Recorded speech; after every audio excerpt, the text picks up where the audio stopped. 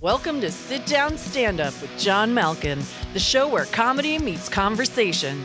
Get ready for a ride full of laughs, stories from the stage, and possibly a few surprises. And now, here's your host, John Malkin. We have a rock star of a comic. And let me just tell you a little bit about this gentleman before I say his name and introduce him to this wonderful show. He's been headlining comedy clubs and festivals since 1996. In 2019, get this, he made history by becoming the first comedian ever to record an album at the world-famous Sun Studio in Memphis, Tennessee. He's been featured on Kevin Hart's Heart of the City. He's opened for amazing comics, including Keenan Ivory Wayans, Dave Chappelle, heard of that guy, Brian Regan, Chris Rock, heard of him, Dom Herrera, Tommy Davidson. In 2015, which we're going to talk about, he almost died twice, which is not funny, but he's here today, so we're going to talk about that. He's released several comedy albums, including the 2022 album Mo Possum Blues on Stand Up Records, which debuted at #1 on iTunes and Amazon. He's had his own show in Vegas at the Casino Royale called The Mo Funny Show. He's been named one of the top comedians in Memphis 4 times and described as funny and fearless a stand-up as the Mid-South ever produced. And I think I've said enough, but I know there's a lot more to say. Please welcome to the show Memphis, Tennessee's very own Mo Alexander. Mo Alexander.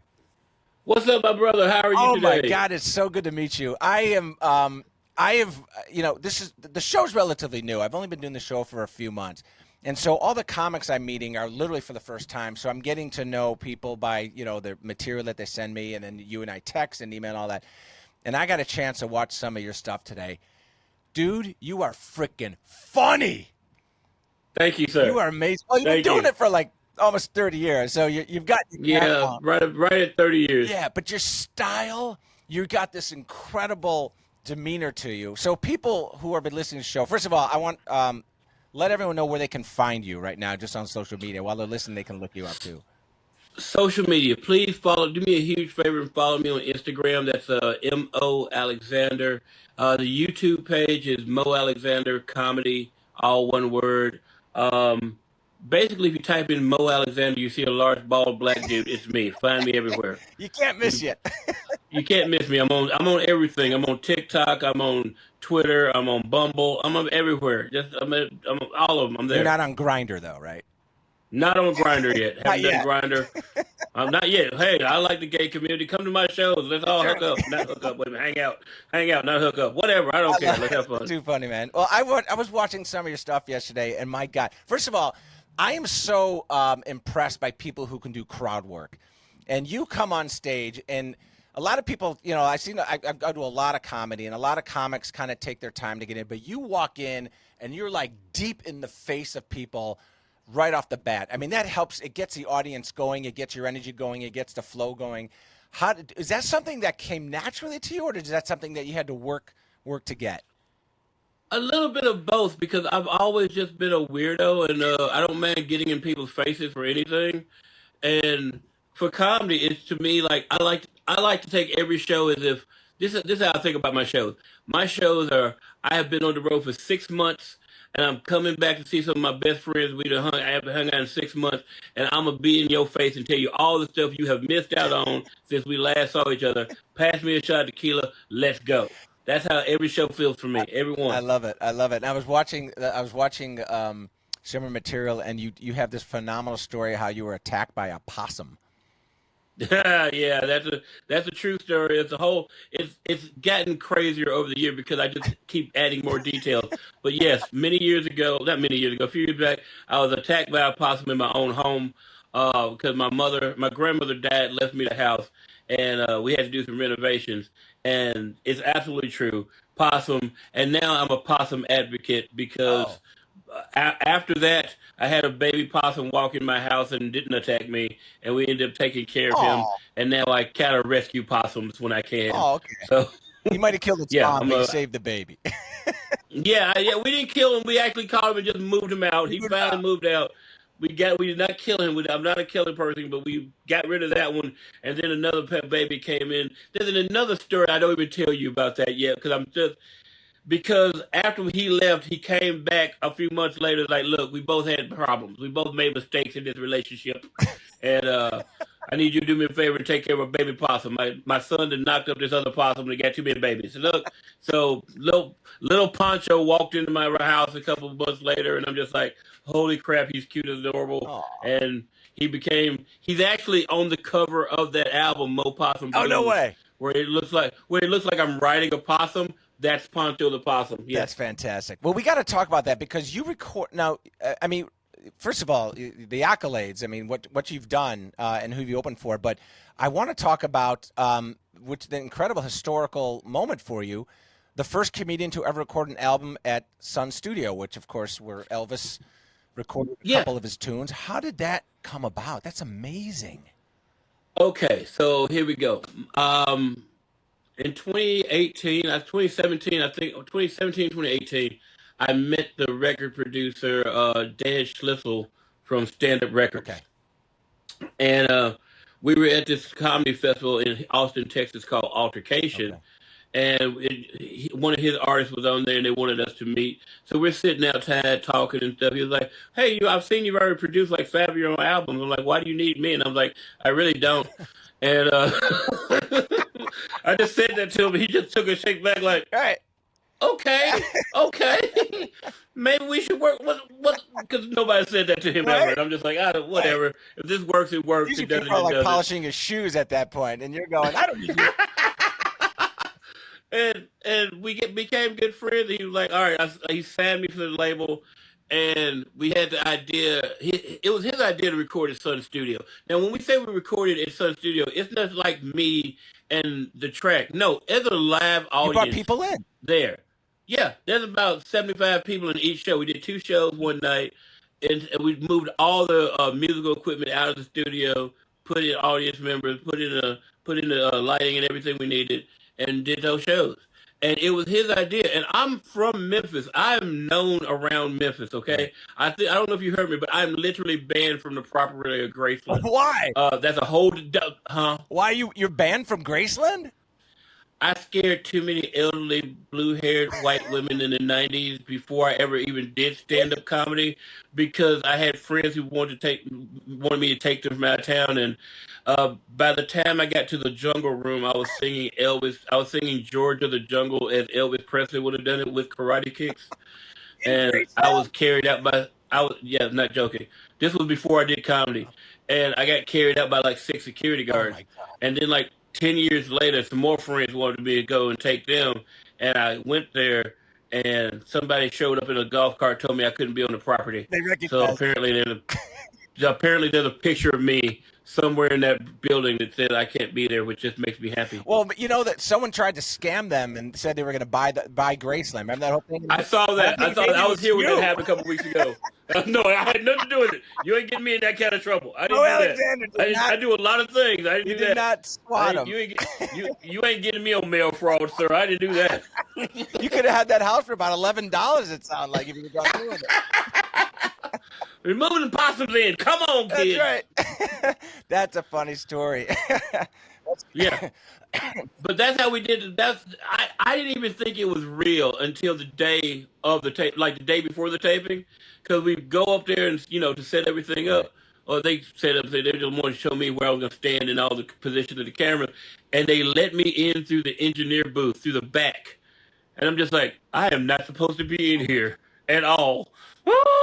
And then it got real to me. Talk about nostalgia. I mean, I know you grew up in Memphis, but still, to be, that intimate with Sun Studio and to do a show there is just insane. It was great and insane, and I couldn't believe it was real. Wow, good for you, man. Yeah, that's amazing. I got to stand on the Elvis X, where he stood for the singing. I got to stand where Ike Turner first smacked Tina. I got to stand there, man. I'm sorry, I didn't say that out loud. It's okay. Is there like a higher X, like when he was doing this or something like that, or like the slapping? Or no, it's just in the corner. That's the X. The Ike Turner X is in the corner. It's in the corner where her wig shot off or something like that. Yeah. I'm sorry. Domestic abuse is never No, funny at it's all. not At funny. all. I'm sorry. I'm not making fun of It's domestic not abuse. funny, but damn Just right Ike now it's Turner. entertaining, and we're going to leave it at that. Exactly. I'm sorry. That's so funny. People calling in right now. I hate this black man. We really don't want him here. He scares blue-haired people, and yeah. Um, so the way you describe your comedy, I guess maybe which is a scripted, which I think is absolutely freaking fantastic. You have the ability to access both the smartest and the stupidest parts of your brain At the same at the time, most same of the time. time, which is a Yeah. gift. So Yeah. describe that. I So someone coming to your show is going to realize that they're going to have the smartest and most stupidest parts of their brains either activated or deactivated due to Mo Alexander. How does that work? you gotta understand I'm a history, science, and math nerd. So I combine all that stuff with storytelling at the same time and come. I have a great joke about transgender physics, and Physics? yeah, because I hate the way some of the things is going in the world today, and like how everybody tells them like, we need to make a transgender bathroom bill, and I'm like, no, don't. I don't care where you go to the bathroom, as long as it's not on me. But um, like my uncle is a 70-year-old black dude who doesn't understand about the trans community, and I have trans friends. We play PlayStation all the time, Right. and but I don't know what's in their pants because it's none of my business, you know. But I do have a sneaky suspicion that all of them have the same thing in their pants, and I stole this theory from quantum physics, and I think they all have what I like to call Schrodinger's genitalia. Ah, Now that's all I'm gonna tell you right there. If you know quantum physics, you'll understand that joke. If you don't get that joke, you will have to go and Google it as soon as you leave, which I've had people do, and then call me up later on like, "What is wrong with you?" I'm like, "I don't know." that is so freaking funny. Well, I guess you could Yeah. understand. You probably if you're playing PlayStation with a trans person and that person has a mustache, it might be a guy, but maybe not. No, it Not might these not be. days. Who am I to tell them how they I identify agree. as? I don't I care. agree. So As long as you cool people, we can all. I don't care what you are. Straight, gay, black, white, transgender, midget. Okay, whatever. I don't care. We all the same. yes, you're all inclusive. You're all inclusive. Yeah, I am. That's a funny. I'm all inclusive. I'm like a resort in the Bahamas. Well, you say something. I was watching something you said that you cited two things that people can do to help change the world. Okay, number Hmm. one, you're telling people to slap the crap out of stupid people. Okay, Yeah. Yep. which I think Yep. is an impressive suggestion to people, and I think people are Yep. starting to do that these days. Which, People need to be slapped. There are some people who need to be but slapped. the thing that really got me was, which you went from slap the crap out of stupid people to kick a kid off a bike. Kid off a bike. Too many kids are riding around all padded up and wearing a helmet. Let them know that life is really hard. Kick a kid off a bike. Spot Oh my on. You went deep into material. That's an old bit. It's That's an great old, though. old But bit. you know what? It, And it's it, deserving. well, it's true to me. I stand by that bit, and I stand by that as the truth because there are too many people out here who are just turned to weaklings, and it's like, oh, I can't do that. Try to do it before you say Right. you can't. That's what like kick a kid off a bike. Not one person under the age of 40 ever had a Totally. helmet. You know what I'm talking about? Absolutely. No, we rode on a bike. We broke. We hit a broken patch of sidewalk. Flew off. Broke our arm. Walked back home Right. holding both sets of bones. Right. And like, hey mom, you got some Bactine? I'll be That's right. okay. You broke your leg. Your dad used to tell you just to walk it off. Yep. Yep. Yep. Yep. Yep. I remember the first time I actually cut my hand open one time, and my grandmother was like, "Come over here," and she like stuck it under the running water, threw some stuff called mercurochrome Yeah, on it, right. Looks and like then got a blood. sewing needle and just sewed it back She herself. showed it. She's like, "We ain't taking you no doctor. You'll be fine." Now, why do you think that is with kids? Because it's obviously because of the parents, right? Because they just become Yeah, overprotective and something happened. It was like something happened like right after our generation started having right, kids. It's like afterwards they were just like, well, maybe we should protect them a little bit more. No, just we survived everything from right, lawn darts to being slapped in the head, slapped in the butt with a Hot Wheel track. But now they're like, oh, we can't let that happen. And I was traumatized. Yes, you were traumatized, and you're a decent human being. Don't make your kids weak little people because you won't hit them with a Hot Wheel track. That's right.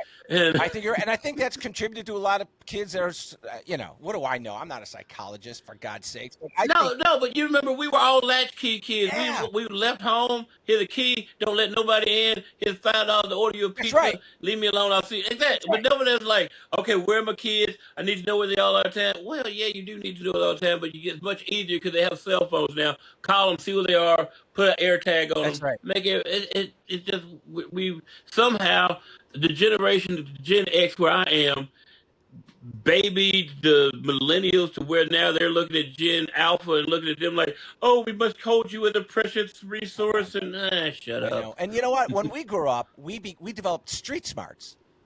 Yeah, an instinct. Yeah, because we were in the streets. We were in the streets. I mean, we would leave on Saturday morning at 8:00 on our bikes, and our parents would go, "See you at dinner." And they wouldn't ask where we were going.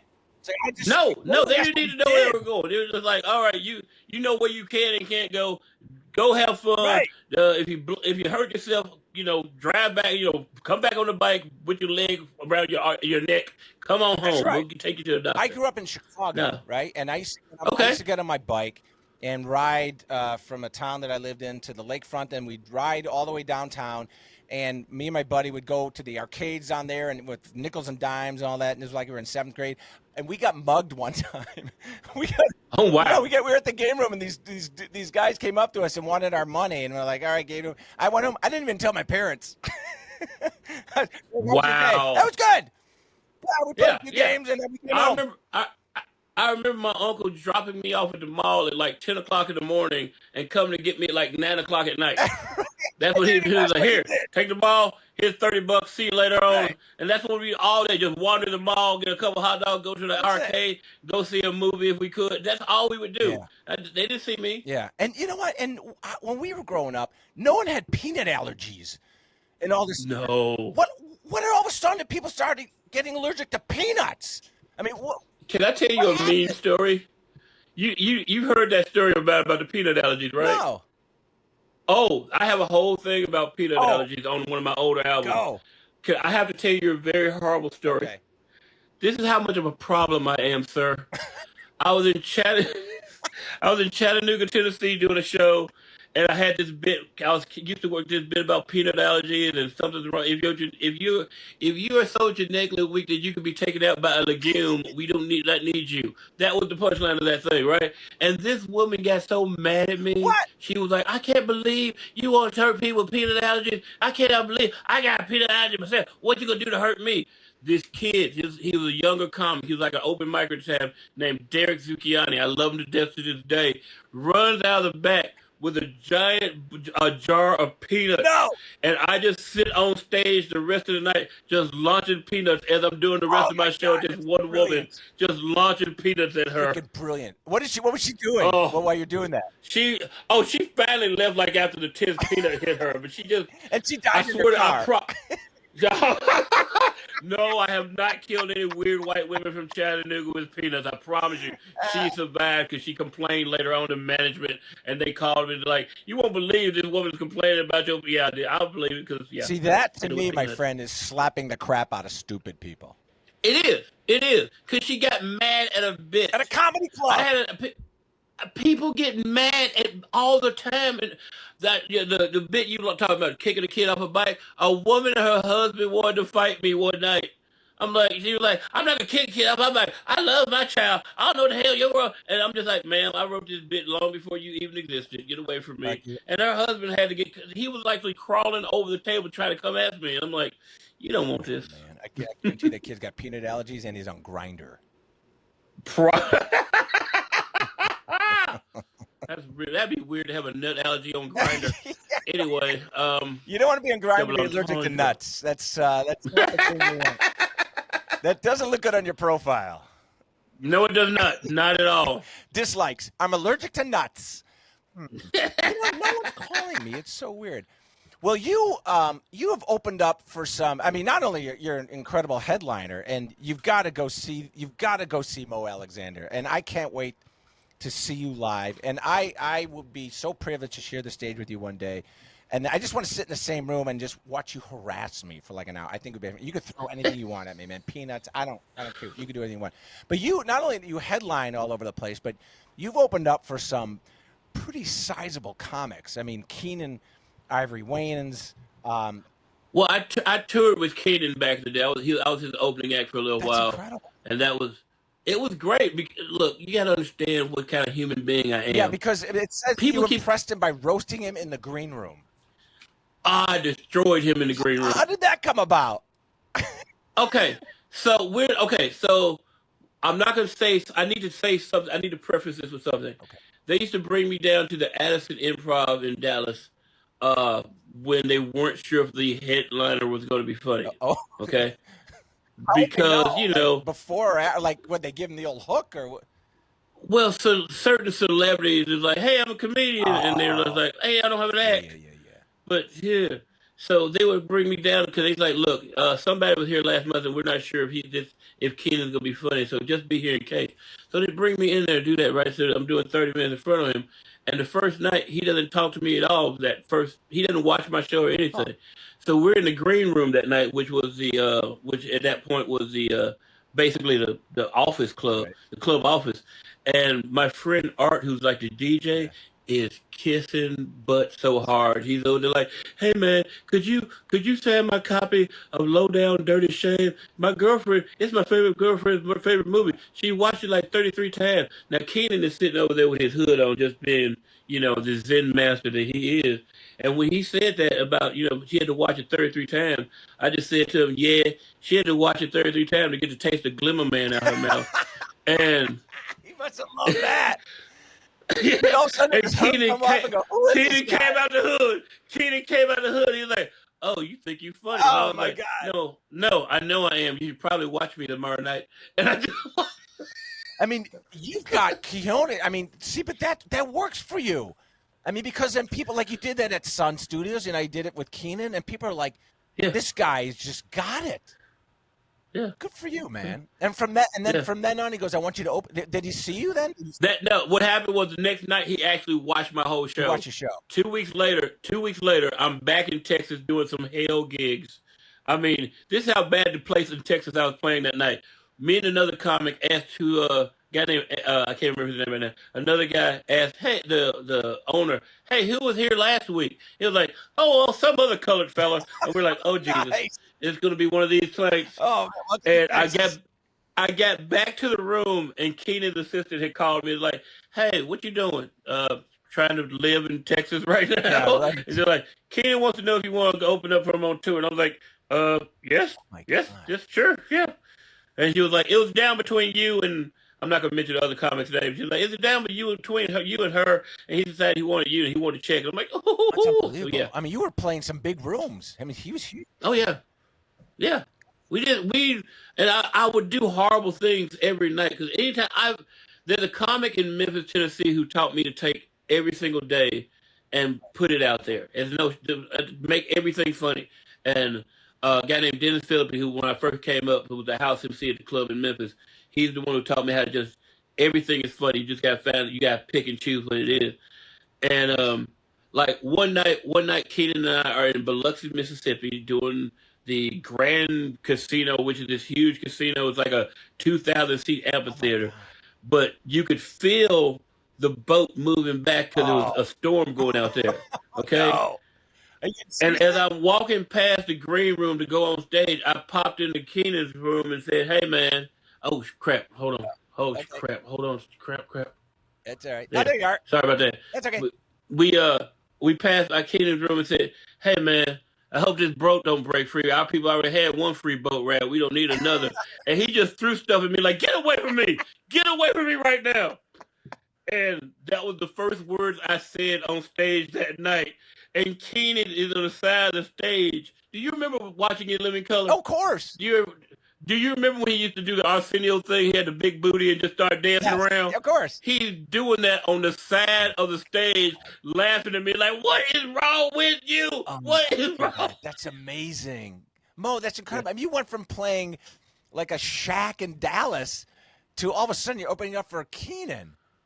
Just like that. And didn't even phase you, did it? I mean, you're just like, yeah. No. That's amazing. No, it phased me a little bit because I thought it was cool because I got to fly like I was flying first class for a couple times. I'm like, this is so nice, Right. and They're feeding you yeah, peanuts. yeah, yeah, it was cool.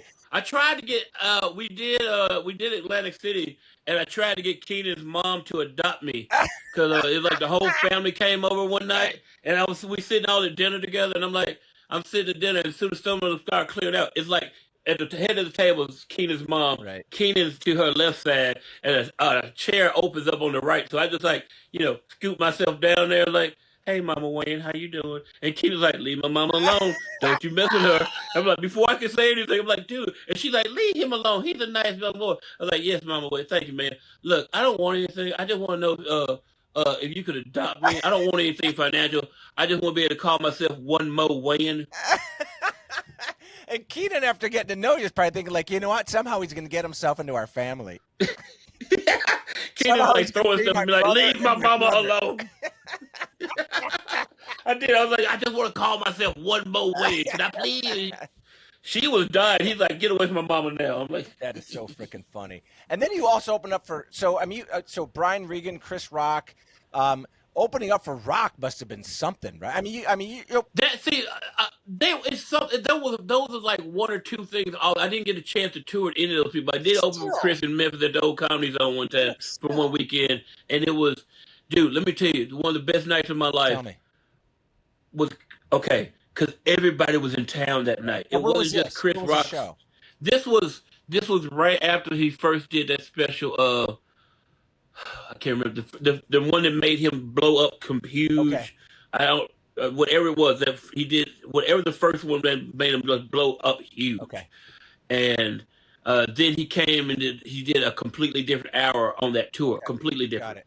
So after the show, downstairs in the green room of that owner of that club, everybody was in town doing shows. Jamie Foxx was downstairs, Steve Harvey and his bodyguard Boomerang was downstairs, Chris Rock and Chris Tucker all downstairs just talking junk to each other, doing your mama jokes back and forth. And I'm in the corner just like, You just teach them again, and they're like, tell her, say something more. Like, I ain't got nothing to say. No. I ain't got nothing to say. You know what? Y'all, I've been off. Exactly. When you're in that company, I just want to listen. I have nothing to say. You guys talk. I do that with any comic who's been around longer than I am. I mean, yeah, any comic, because it's just weird. Like one time I went to Borgata and it was Angel Salazar. Remember Angel Salazar? Of course. Angel Salazar is insane. I love that dude. Yeah. And there was another guy named Max Doselli. And I'm just sitting there. They're like, tell us stories. And I'm like, no, you tell me. And I'm just listening. We're like, you remember that time that we went backstage at the comedy store and Richard Pryor stopped doing cocaine to go watch Jim Carrey? I'm like, I can't say anything to match that. You leave me alone. Right? I'm going to shut up. Y'all tell me your stories. And I went to I ain't seen nothing like that. And there's nothing. There's nothing. Like, no, you tell me these stories. I'm going to shut up. Oh, my God. That's incredible. I mean, just the knowledge and just to be able to hang with these guys. I mean, when you're with these guys, I mean, we're, as comics, we're always learning, right? Because we're always observing and we're always writing all that. But when you were with these legends, even Brian Regan, who's just so freaking funny. He's like a Jim Carrey-esque type. I mean, did you learn a lot from hanging out with these guys and pick up some things in your that you? Dude, I'm gonna tell you, Brian Regan is one of the coolest human beings on the planet. He's such a humble guy too. He is a humble dude, and I have a video of him singing karaoke that I can never show another human being. Oh my God! What was the song? What was the song? We put it in. I can never show another human being a video of him singing karaoke at like 2:00 in the morning at a club. We just stupid, yeah. Because I was playing another club across town, and I ran over there afterwards to hang, and he was like, "Mo, hello, my friend." And then he's messing with me. He was like, have you ever just thought about saying gosh darn? And I'm like, you know what? You can. And we proceed to go off on each other for like 15 minutes of just laughing ourselves completely stupid. God. He is so. Yes, I love Brian Regan. Brian, if you watch this, I love you, sir. Yeah, his physical comment, his facial expressions, and just the way he the way he can deliver his jokes just through physicality is just It's such a craft. I mean, like Sebastian Maniscalco is one of those guys that is Yes, yes. as I mean, he's a Chicagoan, which I love and all that. But not only does he just write great material, but his ability to just transfer that through physical actions is just such a gift. Yeah, that's an impressive trait. I can't even do what he No, does. I don't want to try. No, I will get laughed off the stage. I do not want to try. exactly. So I got to ask you this because you went to the University of Memphis and you were a Yes, very sir. smart guy because you were physics major. I can't even spell physics. Okay, so I'm not even going to go there. But then you were a theater minor, so you had some experience of being on stage, I guess, in college. Yeah. So you've been comfortable with it. But a physics major, I mean, when you got out of college, what did you plan on being? Because sounds like you went into comedy shortly, or what? How? Well, I guess no, you went into comedy several years after college, I guess. No, not even several years. Probably the year after Oh, look, okay. because I got burnt. I got literally burnt out on physics. That's not a joke. It's in my act, but it's not even a joke. I got burnt out because of one math class called Calculus 2. And I don't know if you know this, John, but did you know you could get a lower grade the second time you take that? I did not. I got a lower grade every time I went to class. What are you talking about? Even though I showed up, I it just got lowered my burnt grade. out. Because I was taking real physics. Because there's like two different physics. There's like physics for football players, and then there's real physics. Right. And I was taking the real physics, and I was doing that, and I was working at Federal Express at the time, and not sleeping very much, and I just burnt myself out. Just studying And it, trying to figure it out. yes, it just hurt I was working so much Uh, at my night job uh, that I just couldn't get the concept in my head. Calculus 1, I'm great. Calculus 2 just hurt my head. It just hurt. I was like, I'm done. I can't do this, and I burnt myself out. And I was dating a girl at the time who hit me with a car. Another story, but yeah, we don't have to talk about that because that doesn't sound interesting. we're watching Evening at the Improv, Right. and I'm like, I know I'm funnier than some of these people. Right? And she was like, shut up, put up, and she was like, put up or shut up. And 3 weeks later, I stepped foot on the open mic stage at the Comedy Zone in Memphis, Tennessee, and Slayed him. basically been here ever You since. slayed him. The first time, yeah, it was impressive because they're like, "Wow, who are you? Right. Where did you come up with material?" I'm like, "I wrote it inside of an airplane Uh, at 4 o'clock in the morning," which is what I was doing that's so. while waiting for freight to get there. I just write down stuff that I thought was funny. And then the next weekend, I was over. The first time I killed, which is rare. The second time I bombed because I was overconfident from the first time. Now, And so then, I'd love to know this as a professional comic. You slayed the first time. What did you perceive? Well, obviously you didn't perceive because I guess when no one laughs, that means you're bombing. But so you say you're overconfident. So I'm always curious about like what was that to you that you did that created your bombing of sorts? Like what was that the demeanor that you had on stage? oh, I can tell you exactly what it was. I thought, like so many young comics think that that material I did the week Right. before was done, and I should write another 5 minutes for this next Oh, week. I got it. Okay. So material that I had written over the course of like because I was writing stuff before I ever did stand up. Right. Okay, there's an entire thing of just song parodies that me and some friends used to do for fun, Okay. that I would write, and that's where some of this other material came because we just write down other jokes, and that next week it was stuff that I had written within 3 days Okay. of doing the next open mic, so I hadn't had time to properly think about what I'm doing with this stuff. But yeah, that's why the second show was bomb, and then I had to go back and learn what I'm doing. It's like, okay, you're cool, but this is what you need to know. So when you're touring, like I saw an interview with Sebastian Maniscalco. I don't know if I ever read it. I can't remember, but like when he tours, he does like 60 days and all that. He does the same exact show every single. Do you find yourself when you're touring? I mean, you have your tight set that you do, or I mean, you introducing new material a lot, or what are you doing? I can't. Okay, so here's what.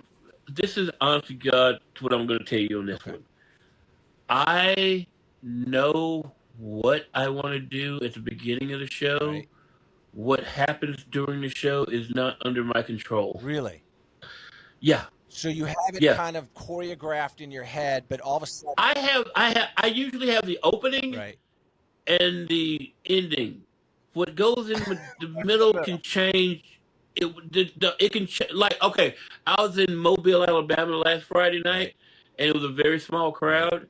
And instead of being on stage, I just sat down in the crowd, told them to get around me. Let's do this like a campfire, Oh, that's great. and did my whole show like that. And actually, I think I only did like 15 minutes of material, and the rest was learning about the people in the crowd and taking what they were giving me and So you feeding them riffing. back. Like one guy was like, "I've been married for 35 years. Yay! What did you do when you were not retired? I was a firefighter for 34 years." And I was like, "What happened to that one year that says, yeah, Right, right. I'm okay to get burnt up. Just go ahead and burn me up. It's only been what happened." And dude, the look on him and his wife's face just dropped like, "Oh, we don't need to talk about this right now." I'm like, "I'm so Oh sorry." my God, that's great. So you were riffing, but that's great. You just had the microphone, or were you Yeah, just literally just chatting? You didn't need the mic. I didn't even need a microphone. Yeah. It was like maybe 15 people. We all just in a circle, just doing the show like that. Right. Because I'm like, well, I don't need to be on stage for this. Let's have fun. Let's bring these people into See, me. that's Let me fantastic. build myself into them. So you could go into any size room now. Like I just played a show at the Greenwich Village Comedy Club last Friday night, and Uh huh. the city was hopping, and all of a sudden it started pouring rain, and everyone just scattered like rats, right? So everyone went to their Oh, respective corners, and so no one, I don't know, people who they decided not to go to the club because it was pouring rain, and there was literally like 8 people in the audience. And I was like, and I love playing bigger houses because it's a little more engaging, a little more energy and all that, but it's yeah. okay. And I walked on stage and I said, did all of you share the same Uber? And people just started crying, laughing. I'm like, oh, good. I got you in because, other comics got Yeah. up there and just started doing the show. And it's like, Yeah. there's 8 people there. No one's gonna pay attention to you right now. You can't be Yeah. funny. You got to get them in. But you did that. You got them in. You gotta bring those people into you because they're distracted by something else. So stop letting them be distracted. Bring them into you. Make them feel like Right. you're warm and you're at home with them. And then you can do your material. You can weave it in and I out. love it. I love it. So what were you, when you went into college, as a physics major, what was your intention? I mean, to get through physics, obviously, but what did you want to be? Like a nuclear physicist, or what?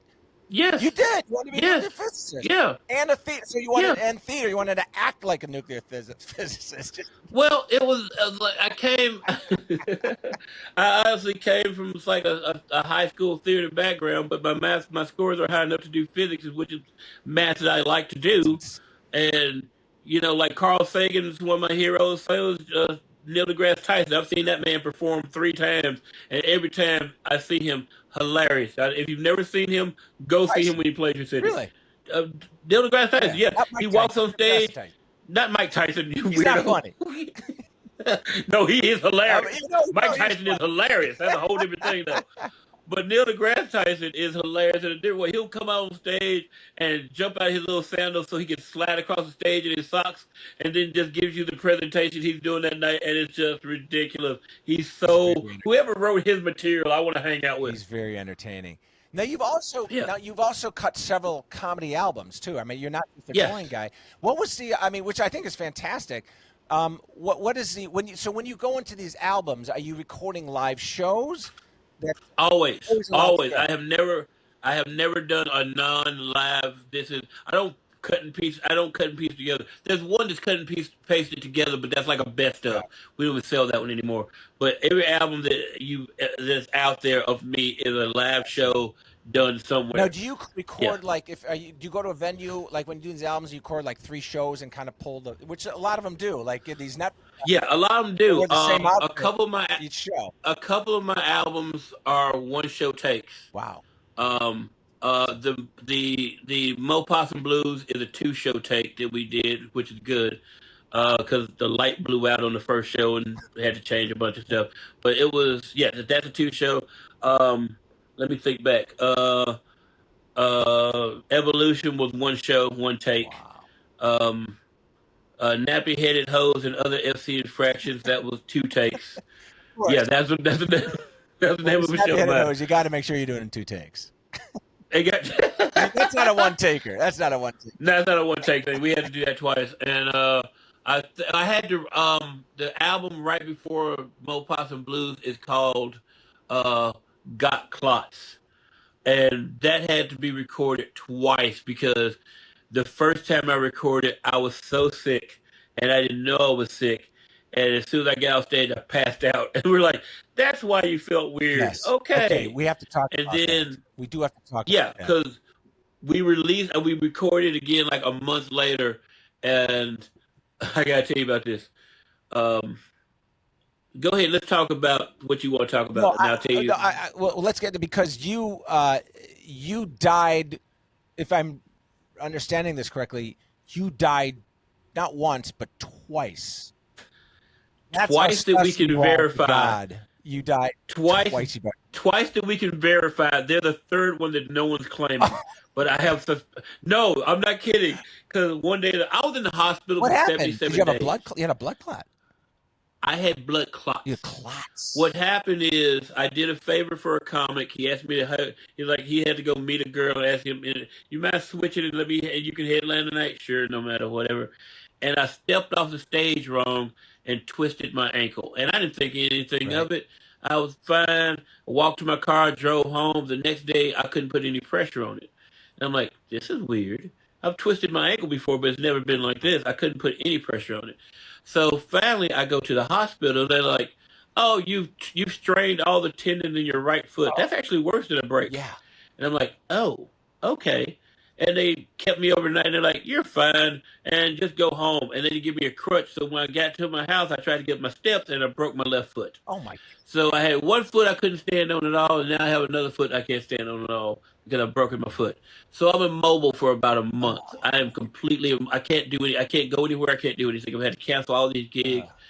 And one morning I woke up and I could barely breathe. Oof. And I was like, "Hey, my heart rate shouldn't be 135 just sitting Oh my here. God. Something's wrong." And my uncle calls the hospital, and suddenly I'm in the hospital, and I'm on I'm in the ER, and I have after about a couple of hours, they're like, "Oh, here's the problem. You have 18 blood clots in your lungs." What? And I'm like, 18? "Excuse me?" Yeah, 18. That wasn't a joke. That's not an exaggeration. That's what they told me. 18 blood clots. And I'm like, "Okay, that's not good." It's like, No. "Yes, it's very not good." One is So not good. we're gonna 18 put you. is not good at all. 18 is not good at all. No. So I'm in the hospital, and they're giving me all the little blood thinners, and they're like, "Okay, you're gonna do okay."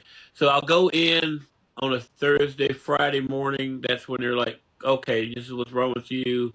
Here's your blood thinner. Just gonna put you in the hospital." I'm in there Friday, Saturday, Sunday. Sunday is April 5th, which is Easter, and I have friends come to visit me, and they're just all my friends are pieces of garbage. I love them to death, but they're all pieces of garbage.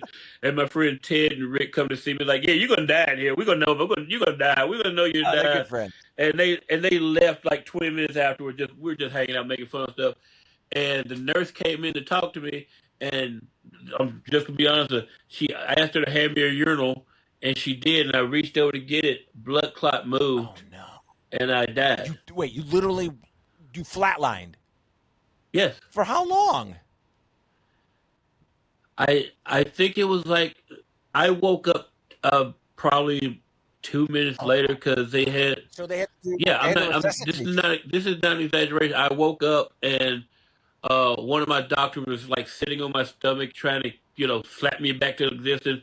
The guy was in the corner with those little Yeah, paddles. clear. He was about to hit me with the paddle. He looked really disappointed. He looked really That you were disappointed. He's alive like, or that you that he couldn't use the paddles. He was like, "I want to hit him. I want to hit him." all that training and he couldn't use the paddles. He did. He was God, just like, "Oh I hate when that man." happens.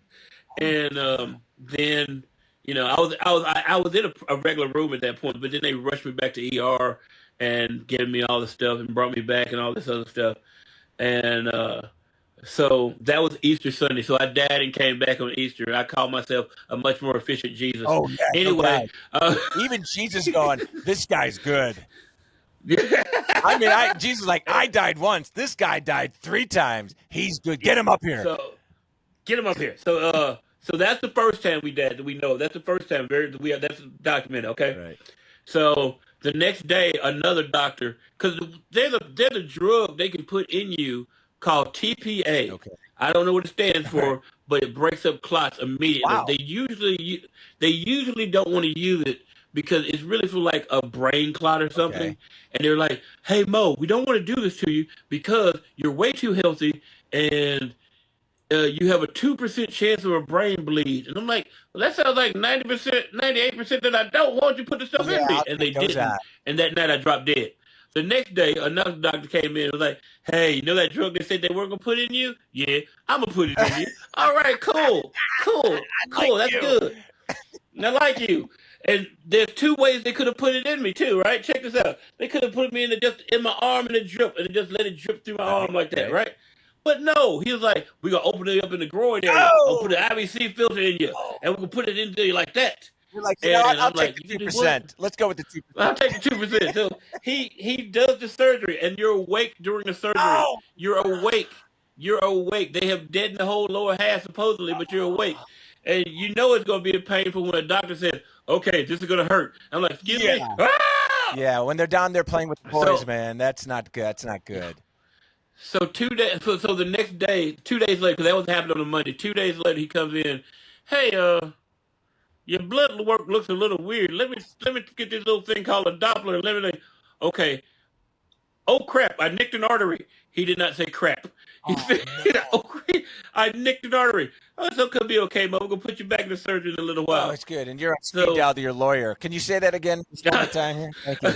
no, it was hilarious because people, I thought no one would believe me, but the nurse came in. "Yeah, he just said he just said he nicked an artery. I heard it." Oh, okay. That's So you're going to that 2% now. yeah. So so he takes me back to surgery, and I wake up 2 days later from a coma. Oh my God. Uh, Yeah, because I did not notice. Okay, this is what I know right now. I woke up in a coma. Some weird stuff happened. My Aunt Jackie is there being weird. All this stuff happened. Now I don't learn what I'm about to tell you until the re-recording of Got Clots. Okay. Okay, Okay. the re-recording. Three of the nurses who took care of me and two of the doctors who took care of me showed up for my album recording. No way. Yeah, That's insane. three of the nurses and two of the doctors. Even the one that nicked And your the artery doctor, showed up. no, it wasn't Oh, him. It good. wasn't him. I It would was not the one invite who was that guy. stand. It was the one who was sitting on my chest the first Oh, time when I dropped dead. The wow. first time, it was him, and he's coming up to me. He's talking to me like I'm standing at the bar. I'm getting a shot. He's just like, "This is right before I'm walking on stage too. Right before." He's like, "Mo, I'm so happy to see you. You're up. You're walking around. You just don't know how messed up it was because that's not night of the surgery. I walked in." And there's another doctor just sitting on your thigh because they had messed up your artery and blood was just shooting out of you. I don't know if you know, you lost like 4 pints of blood that night. It was just shooting all over the wall. And I'm here as he's telling me this. It's like, "And now give it up for Mo Alexander." Now you gotta go And be I'm on funny. stage.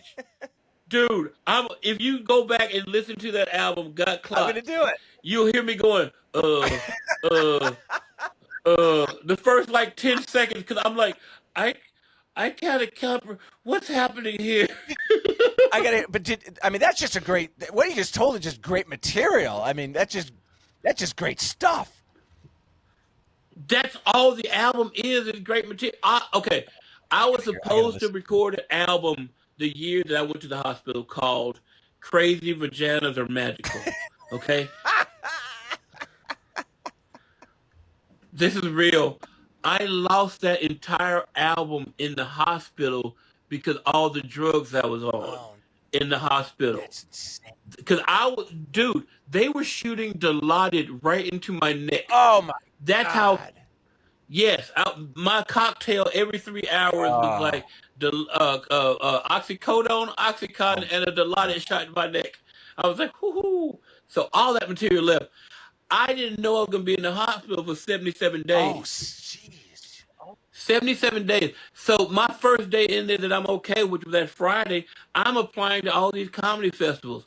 I got in every last comedy festival I tried to get into that year and had only the material that I had written in the hospital dealing with and the nurses and stuff. I wrote all that that was your material, show. and that's what Got Clot That was is. your show.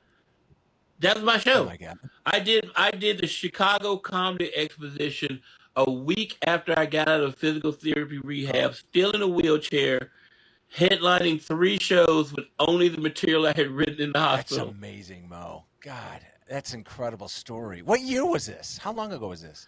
It was not 2015. that long It's been 9 ago. years. It's been 9 years this year. Yeah. Unbelievable. And you also say that when you had this near-death experience, you heard the chorus to Notorious Big's "Big Papa." People always ask me, "What did you?" Yeah, Cause yeah, that's true too. People always ask me, "What did you see when you died? Did you go to heaven? Did you go to hell?" Look, yeah. What did you all I see? heard was the Notorious B.I.G. I really think that either Purgatory or the rap concert from 1997, because the Fugees were coming up next, and I Right. came back before I got to see them. So Oh my God, that's so funny. I mean, when you were dead, I guess, or I mean, do you recall any? I mean, do you recall? I mean, that's all. That I'm being dead serious when I said the 2 minutes that I was dead. The only thing I know was I heard Biggie You heard music. Biggie That's all music. I can. That's real. Some people would That's say that's absolutely heaven, and real. some people might think it's hell. But you were. Exactly. It depends on whether it's a good concert or whether it's a club show. One of the Right. two. That's great. That's fantastic. For just to remind everybody, you're listening to Sit Down Stand Up with this incredible, incredible guest, Mo Alexander from Memphis, Tennessee. One of the funniest guys I have ever seen. You've got to go see him live. And you're touring all the time? You got some dates coming up? I mean, you do a lot down in Memphis and area. Are you touring around the people? Yeah, I just spent a month in Colorado. I always spend like a month in Oh, Colorado because nice.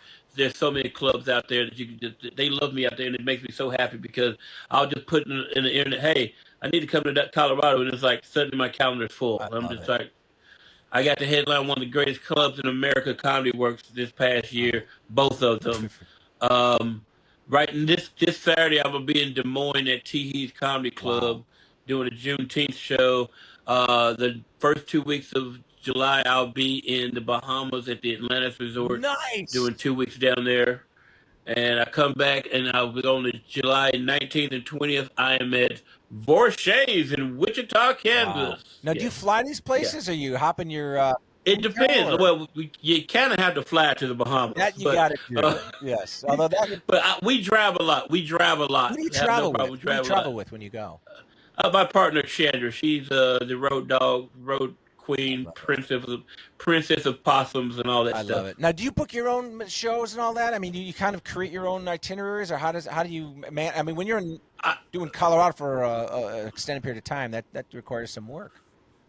it really it does, but it doesn't because I know all the comics out there, all the bookers out there. They all know who I am. It's just like, God, as I the said, I was handshake. like, Yeah. hey, I need to come to Colorado, and it's like Mo, okay, so here's the night.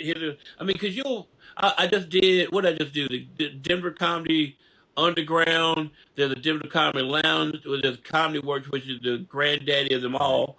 And they'll book me on whatever they'll like. Hey, we got spots this week. We got the spots this I week, love it. and I'll do all those. So yeah, I just recently got a manager to take some of the pressure off Good. me, but yeah, I mean most of it I do myself. That's fantastic. Wow, what a great story. Everything you've done, my friend. I mean, everything you touch. I mean, you've got some incredible stories over life, but man, you've really turned comedy into gold. I mean, you've done extremely well. I'm so happy for you.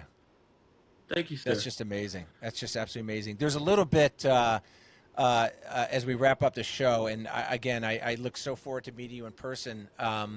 I do this thing with my guests called repeat offenders, and I ask you 5 questions, and you'll be very good at this because you're just a great riff and all that. I'm just going to throw these kind of insane questions at you. You tell me the first thing that comes to your mind, okay? All right. All right, question number 1. I mean, some aren't that insane, but if you could invite anyone over to your house for dinner, dead or alive, who would it be? Do I only have to have one? Because I kind of have two. Oh, 2. Nelson Mandela Yes. and Martin Luther King Jr. That would be a hell of a dinner conversation. If you gave me three, there'd be one other one in that one, and that would be Richard Pryor. Oh, nice. That would be one hell of a dinner. If you make it 4, Yes. please invite me. Four, definitely, definitely. Just If don't we're gonna serve. put five, if we put five, it's gonna be Bill Hicks in there too. Okay, just don't serve me peanuts. That's I'm not sure if I don't think I can handle that. No Okay. problem. No problem. Okay, if you could tour with any comic, dead or alive, that maybe you haven't done yet, who would that be?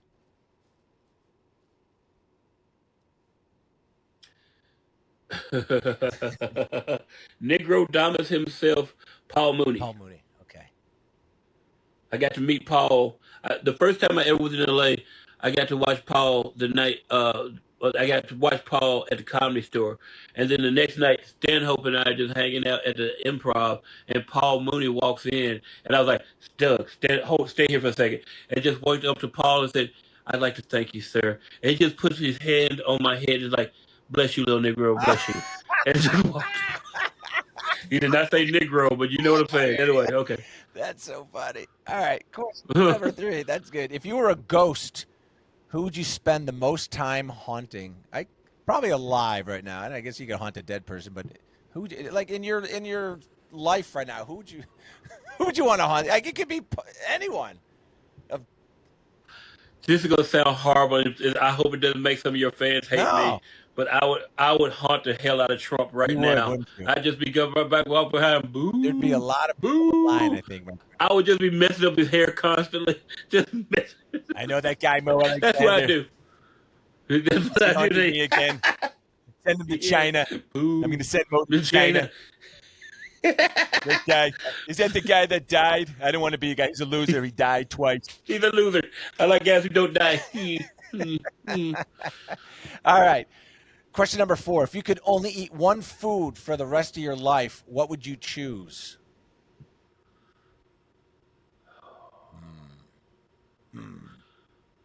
I thought that was going to be hard for a second, but then again, I forgot. I'm from Memphis. Right. So it would be Memphis barbecue. Right. And you said when we were prepping for the show. Memphis barbecue from the barbecue shop. Done. So when I come down to see you in Memphis, we're going to get some barbecue at the barbecue shop. That's why I take every comic when they come to Memphis. I've taken W. Kamau there. I took Billy Gardell there. I take all the comics to the barbecue shop. That's why I take All right. It's a date, my friend. Okay, last question for you.